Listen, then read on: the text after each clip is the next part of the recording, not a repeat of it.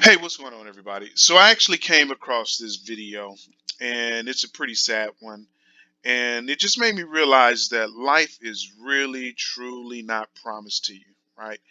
You can die at any time. Anything that you have, including your life, can be taken away from you at any time. So nothing is really promised in this world. And this video basically involves the law of parties.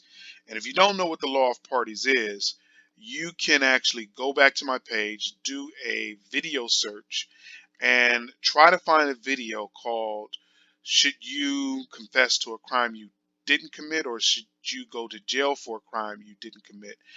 The video is going to have a name similar to one of those titles that I just gave you.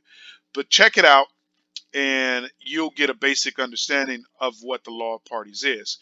Now, let me just first say that the law of parties is called different things in different states. You're essentially not going to get justice. But again, for a complete understanding of what it is, do a search on the other video on my page. Now, the other thing with this video is that it involves something that happened in Alabama, and to be honest with you, I really don't know much about Alabama other than the fact that it was like one of the original slavery states. And as you can expect, the quality of life for slaves during during slavery was extremely low. The expectation of life during slavery was pretty low, and the respect for slaves during slavery time was extremely low. So I think a lot of that takes generations, if not decades, to basically overcome. And I think that right now, at this point in time, Alabama really hasn't ascended from the history of slavery that it basically has, right? So the history of slavery basically dictates the way that people in Alabama think, and it's going to permeate throughout the decades to come. People are still going to have fragments or pieces of slave mentality. And that's just my own opinion. If you think differently, definitely leave your comments below. Let me know what you think about slavery and how long it takes to really break the psychological effects of slavery, right? But at the end of the day, I still think it's sad because we live in one of the greatest countries in the world, but yet and still, as a black man, you really can't expect to get a fair shake when you're going back and forth to the court system. And this video is really proof of it. So without further ado, I'm going to go ahead and play the video. Please leave your questions, comments below. Let me know what you think about Alabama. Let me know what you think about slavery, the effects of slavery, racism, and overall, let me know what you think about the law of parties, because while the law of parties may not be a law tailored for black people, I'm not sure if it is, because a lot of times when you look at some of these statutes and these laws, they're really designed to oppress black people. Some of them are, not all of them, right?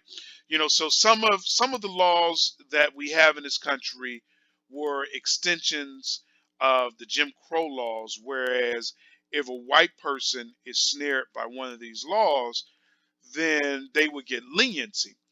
Whereas when a black person is snared by one of these laws, they get the maximum penalty, right? And this is by design, and it allows judges to do this because they can argue that the facts and the circumstances were different. But anyway, I'm not going to talk your head off. I'm going to go ahead and play this video. And at the end of the video, let me know what you think. Leave your comments and questions below.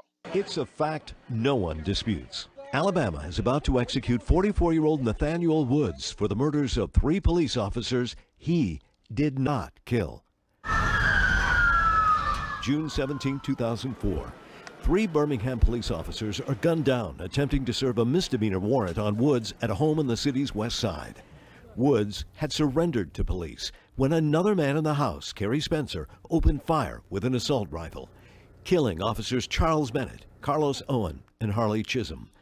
Never in my life Have I ever imagined going to 3 funerals in 2 days and feeling the pain and hurt that we've all experienced? The shocking murders left a city grieving. Spencer confessed to the shootings and said soon after his arrest that he had acted alone. He was convicted of the murders and sits on Alabama's death row. But for prosecutors, one conviction wasn't enough. They charged Woods with 3 counts of capital murder, accusing him of conspiring or being complicit in the killing of the officers. In order for a person to be convicted on complicity, they have to be involved in a plan or a scheme to kill. Prosecutors alleged a calculating Woods intentionally lured the officers into the home where Spencer was waiting. Absolutely not. He was terrified when they came into the house. Woods was found guilty, and even though he hadn't fired a single shot, he was sentenced to death. He thought it was the craziest thing in the world. He was like, how? Because, he didn't do anything wrong. How much do you think race played a role in this case? I think it did play a role. I think that if you look at the victims, it's 3 white officers. And if you look at the people who are sitting on death row, it's 2 black men. Woods' current defense team says his conviction was just one of many legal wrongs, including years of bungled appeals by other attorneys. Now down to his final hours, Woods' family believes their only hope is for the public to convince Alabama's governor that killing a man who killed no one is wrong. I love my brother. People need to know about this. We wanted to know what the families of the murdered police officers thought of Woods. We reached 2 of them who said they either couldn't or wouldn't talk to us. But in a local radio interview last year, the granddaughter of Officer Carlos Owen reflected on his loss and the hole it's left in all their lives. I remember how special he used to make each of his grandkids feel. That was something that he was so good at, making others feel loved and special. What would you say to the families of the officers who died? We are deeply, deeply sorry for what happened that day. But the murderer of their family members is sitting on death row. He has confessed. He is being punished. They don't need an innocent man's blood as well. Martin, you actually spoke with Kerry Spencer tonight. What's he saying? He was calling from death row, the same death row, of course, on which Nathanael Woods is spending his last few hours.